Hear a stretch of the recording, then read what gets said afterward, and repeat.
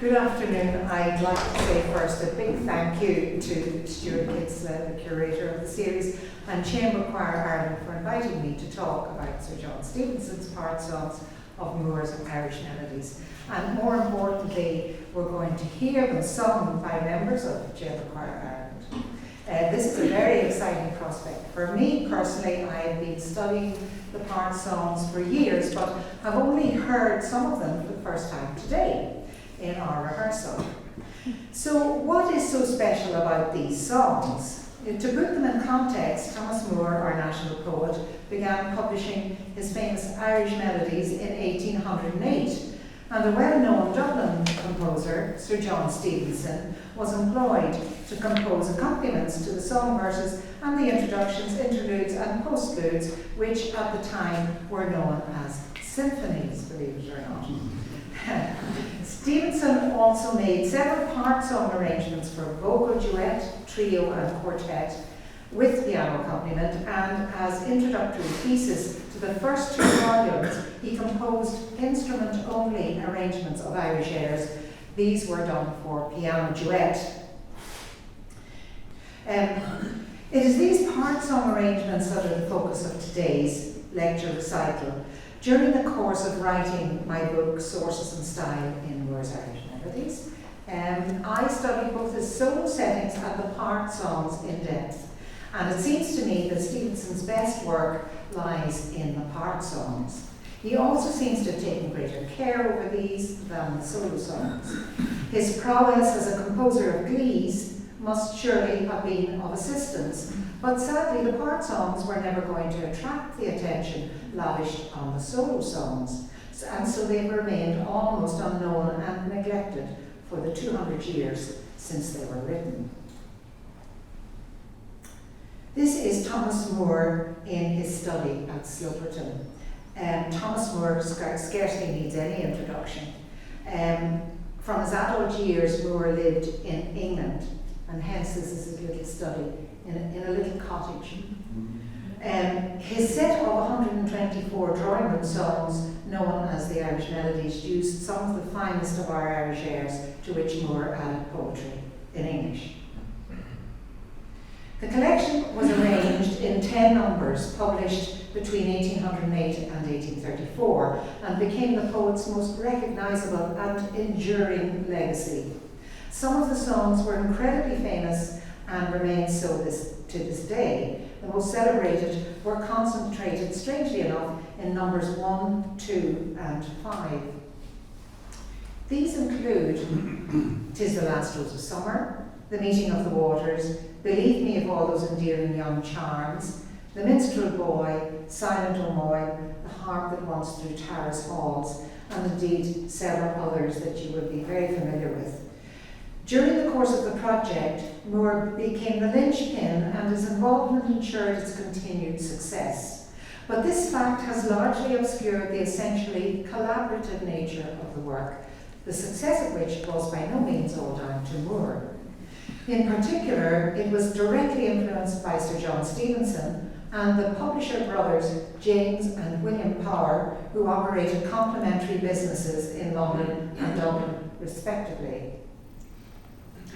The conclusion of the project was precipitated by a number of unseen circumstances, unseen at least in the early years of the partnership between Stevenson and Moore, when their partnership was very strong.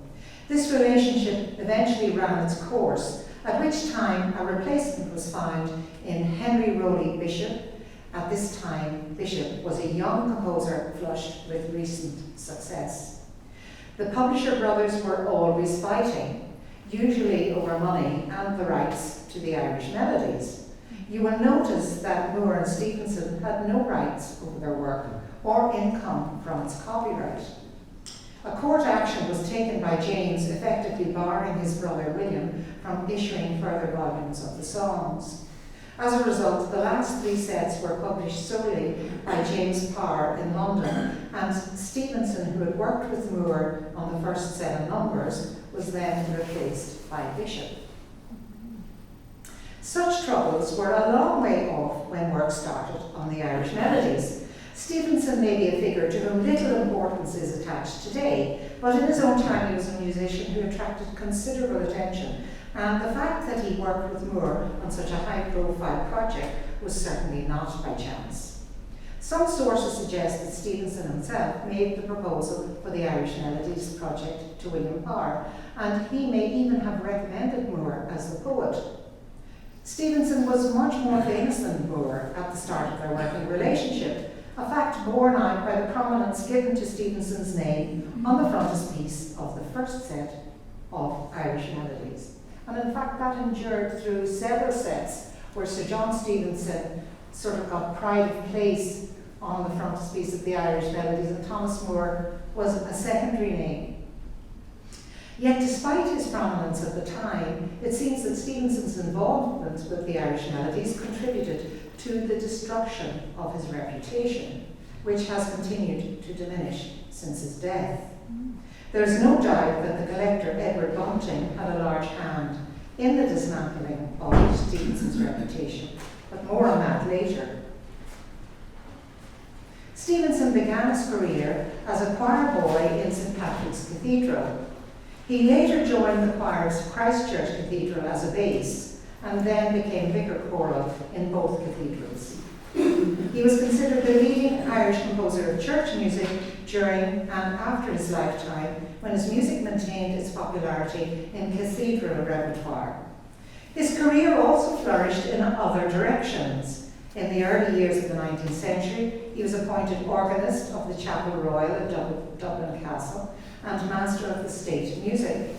He was a member of the Hibernian Catch Club, the Sons of Handel, the Beefsteak Club, and the Anacreontic Society, and he received many prizes and accolades for his glees, his ballads, songs, and theatre music. Moore and Stevenson were apparently introduced at a party in Dublin hosted by Mr. Ferns, the verger of St. Patrick's Cathedral. The young poet brought a copy of his Anacreon translations to recite for Stevenson, and later Stevenson set words from Moore's Anacreon poetry to music, one of which, "Give me the harp of epic song," received such a favourable hearing from the Lord Lieutenant, Lord Hardwicke, that Stevenson was knighted in 1803. It's certainly noteworthy that Stevenson received all the laurels from Lord Hardwicke, even though he had used Moore's text, but Moore did not receive a knighthood.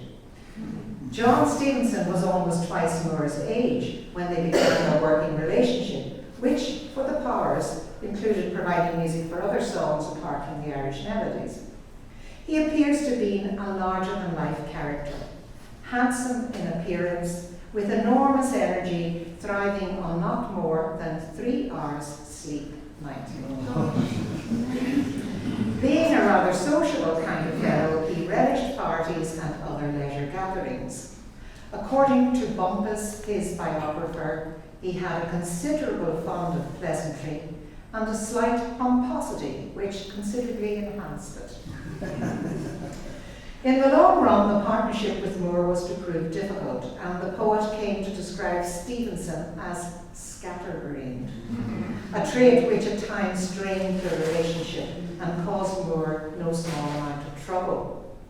Stevenson was constantly altering his plans to meet and work with Moore, and it seems he was invariably late in providing his part of the work for publication.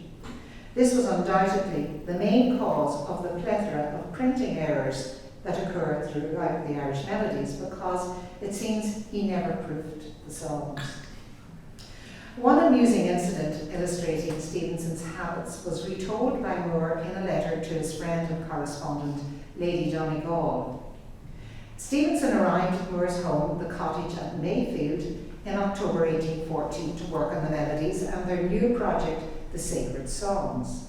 However, he wasn't in the mood for work, and the visit turned from a few days into a fortnight of doing little or nothing. Furthermore, his presence prevented Moore from progressing any other work.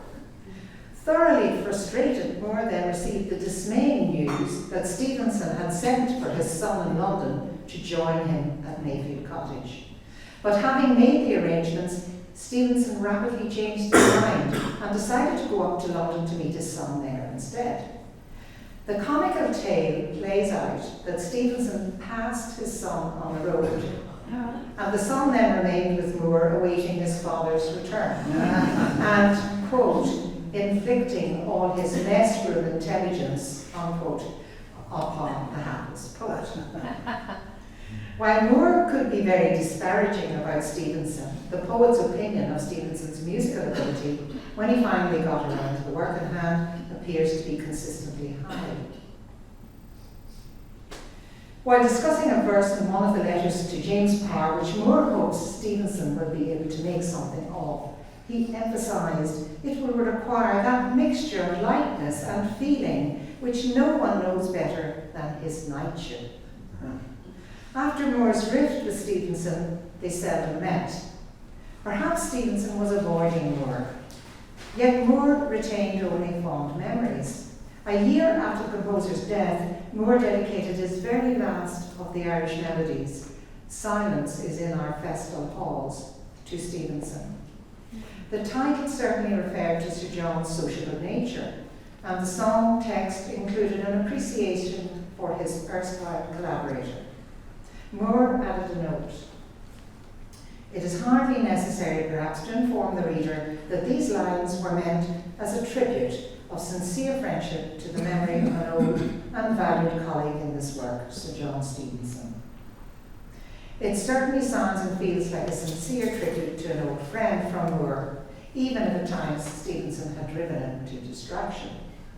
Not only did Moore devote his very last song to Stevenson, he also dedicated the entire last number of 16 songs to Stevenson's daughter, Olivia, who was the Marchioness of Hertford. Having established that Stevenson could be rather thorough in his working practices, the many printing errors that occurred in the Irish Melodies were principally due to this tardiness. It seems Stevenson rarely checked through proofs, unlike Moore, who showed a tendency to obsessive revisionism and carried out proofing on his work with military precision.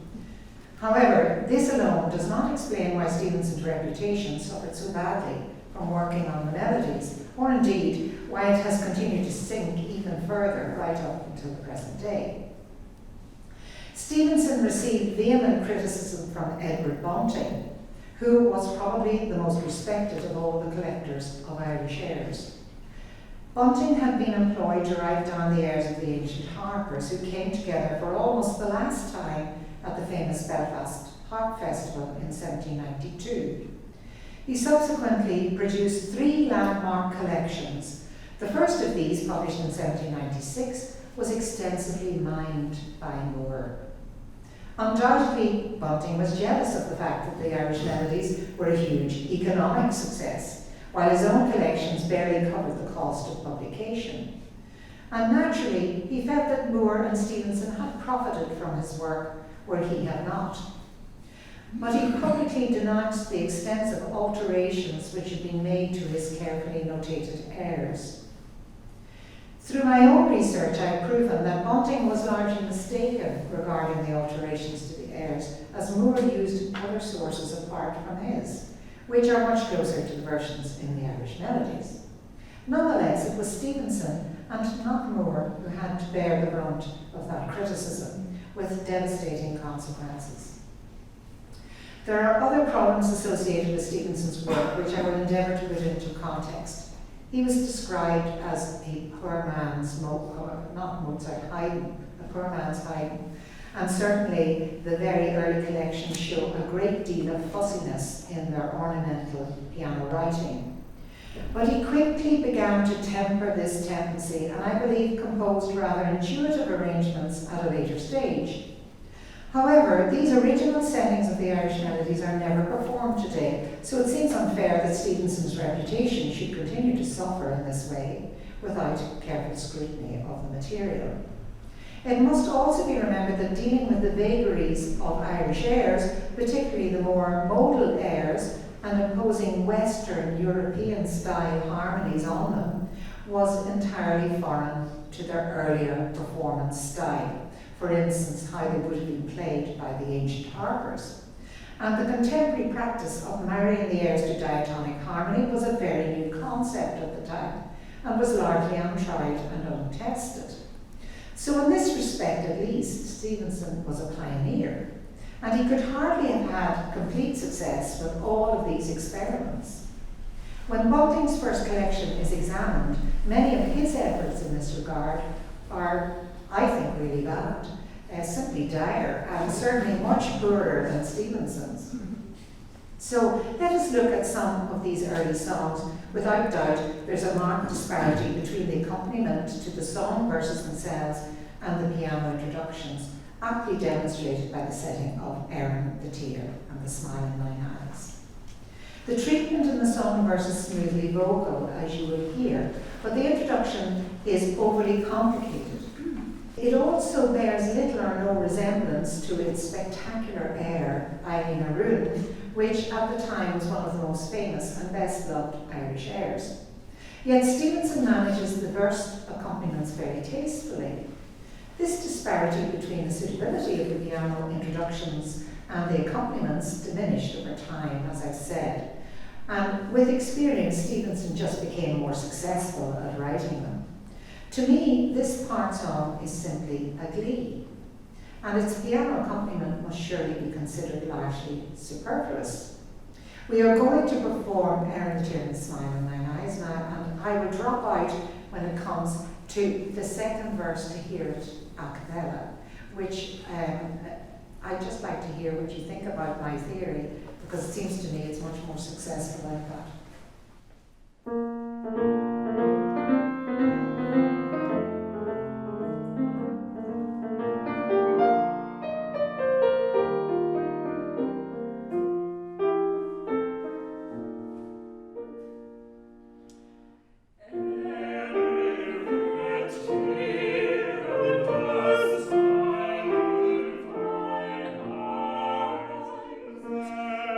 And like the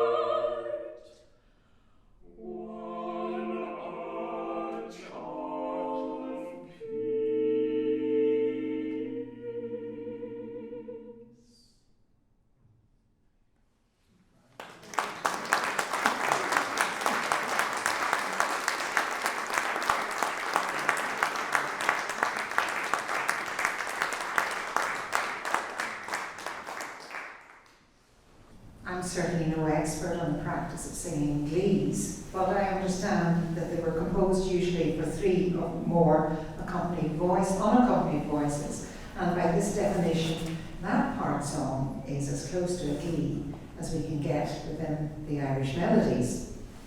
Originating in gentlemen's singing clubs, glees were at the height of their popularity during Stevenson's lifetime. Like others such as Thomas Arne and Samuel Webb Sr. before him, Stevenson distinguished himself in this genre. It's worth noting the setting for 4 voices given by Stevenson as 2 trebles, tenor and bass. In the trios and duets of this number, the upper voices are usually either unspecified or named as sopranos, whereas almost without exception, the quartets are set out in the same arrangement as the Tear and the Smile. This surely indicates that Stevenson had an all-male setup in mind for the quartets, whereas the duet settings seemed more suited to female or mixed-sex singers in the drawing room. This uncovers a very interesting story. While the market for the Melodies was specified as the drawing rooms of the gentry, the presence of these glees within the Irish Melodies and other incongruous groups, such as drinking songs, which do occur in the Irish Melodies as well, send a very confused message. Maybe though Moore, Stevenson and the publishers were keen to extend the market as much as they could, and were not so concerned about the suitability of the songs to the drawing room. Evidence suggests that some of Stevenson's part songs were completed first, before the solo songs in the Irish Melodies, and the part songs seem finer than the duet settings, or indeed the solo songs. The eye and the ear are drawn to the exceptional quality of the tenor and bass lines, which are wide-ranging throughout and greatly enrich the overall effect. Particular care and attention is often lavished on tenor parts, and there can be little doubt that these were composed with Dr. John Spray in mind. Spray was a cathedral colleague and close friend of Stevenson's. Many stories were in circulation concerning the convivial exploits of these 2 musicians. Born in England, Spray arrived in Dublin in 1795 to take up posts as vicar choral in both Christchurch and St. Patrick's. And he was soon recognised as the outstanding tenor of his generation. I feel that the tenor lines are particularly of interest, and also the bass lines in the way that Stevenson has written these. Now, I wanted to move on to talk about the next song we're going to sing, which is Rich and Rare Are the Gems She Wore. This ballad is founded upon the following anecdote from Warner's History of Ireland. A young lady of great beauty, adorned with jewels and a costly dress, undertook a journey alone from one end of the kingdom to the other, with a wand only in her hand, at the top of which was a ring of exceedingly great value. And such an impression had the laws and government of the monarch made on the minds of all the people, that no attempt was made upon her honour, nor was she robbed of her clothes or jewels. This morality tale is in fact a piece of propaganda. Not only was Moore keen to recreate a glorious past for Ireland in the Irish Melodies through the tales of the chivalrous age of the knights, this song characterises Ireland as a safe and civilised place which presents no danger to this lady, yet the prevailing view of the Irish and colonial propaganda of the time was wild and barbarous. Once again, my thanks to Chamber Choir Ireland for performing this song. We're just going to do 2 verses of it rather than the whole text.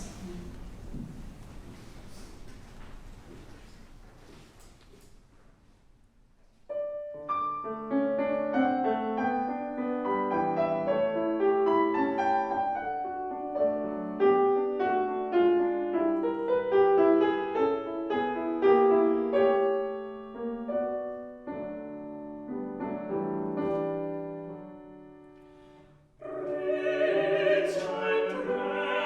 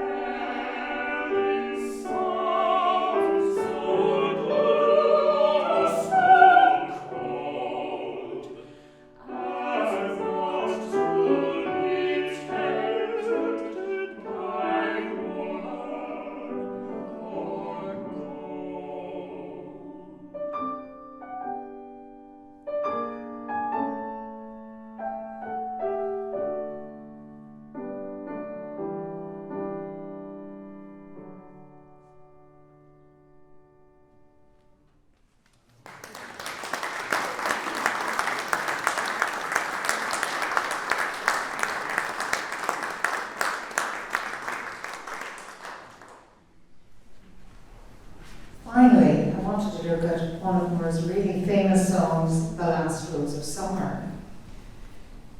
It sold 1.5 million copies in America alone and became one of the most famous songs of the 19th century.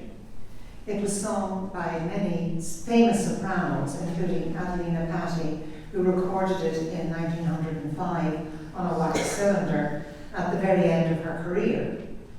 That Moore's song was part of Patti's repertoire also indicates the celebrity the Irish Melodies endured for many years after Moore's death.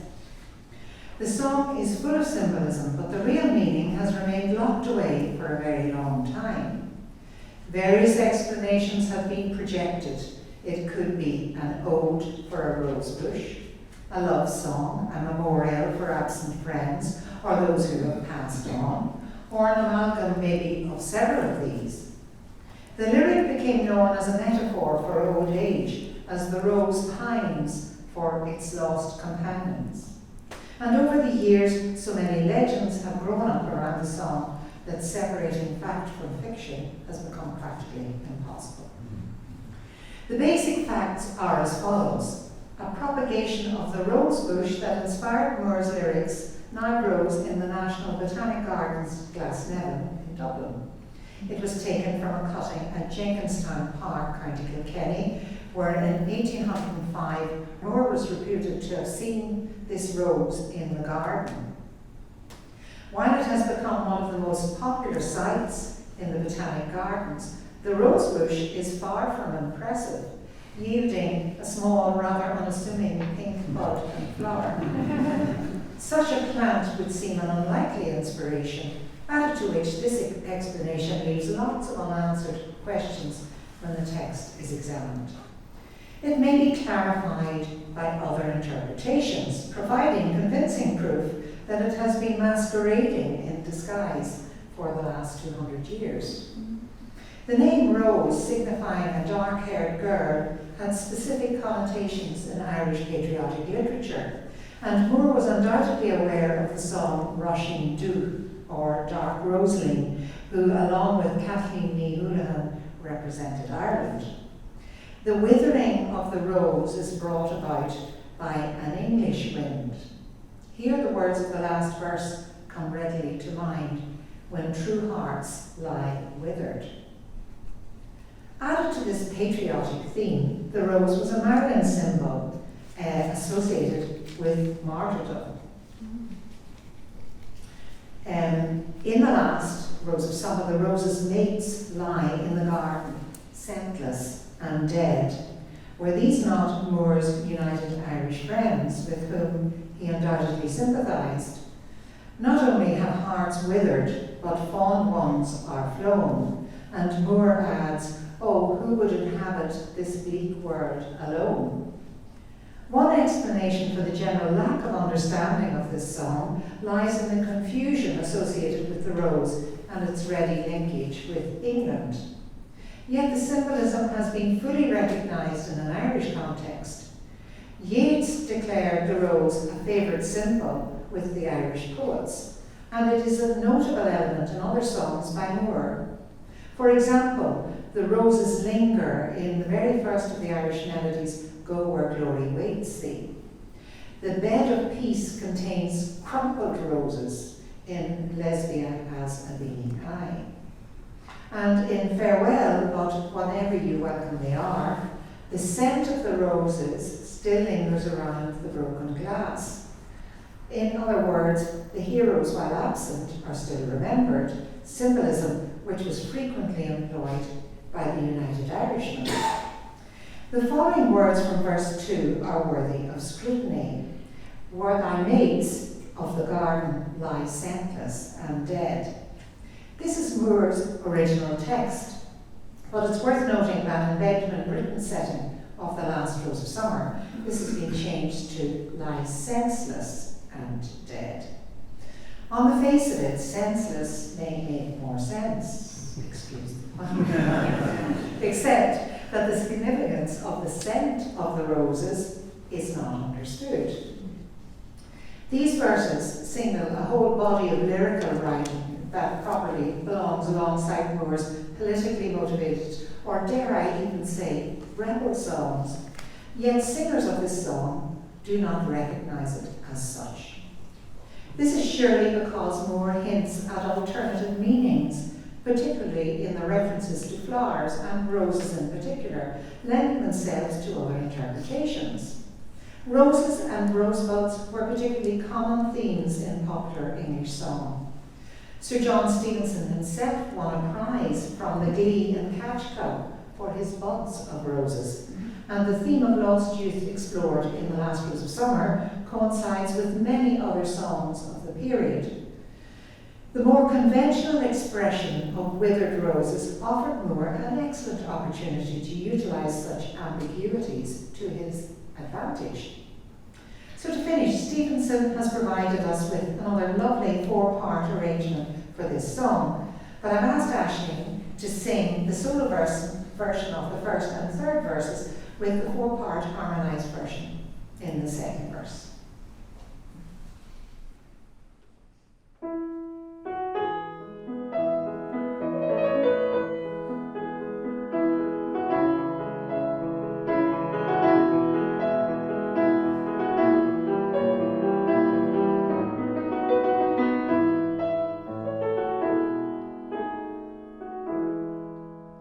Tis the last rose of summer.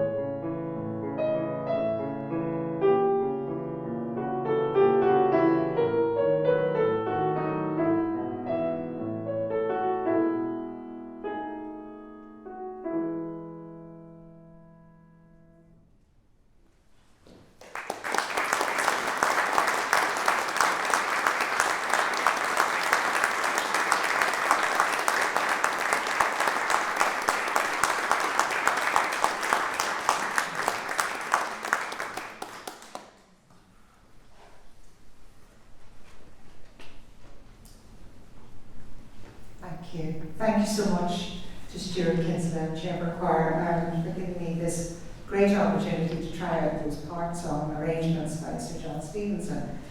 My thanks in particular to Aisling, Steve, Stuart and Owen for their great performances of the songs. I think there's been a lot of liberties taken with the Irish melodies over the 200 years since they were written, and yet by going back to the originals, we can get a much clearer picture of the value of Moore's and Stevenson's work. Furthermore, while his work on the Irish melodies seems to destroy Stevenson's reputation, I think these part songs might help to rehabilitate it. I hope you all agree. I would be delighted to hear your reaction to the songs, or if you have anything to add to the discussion, and thank you for your kind attention.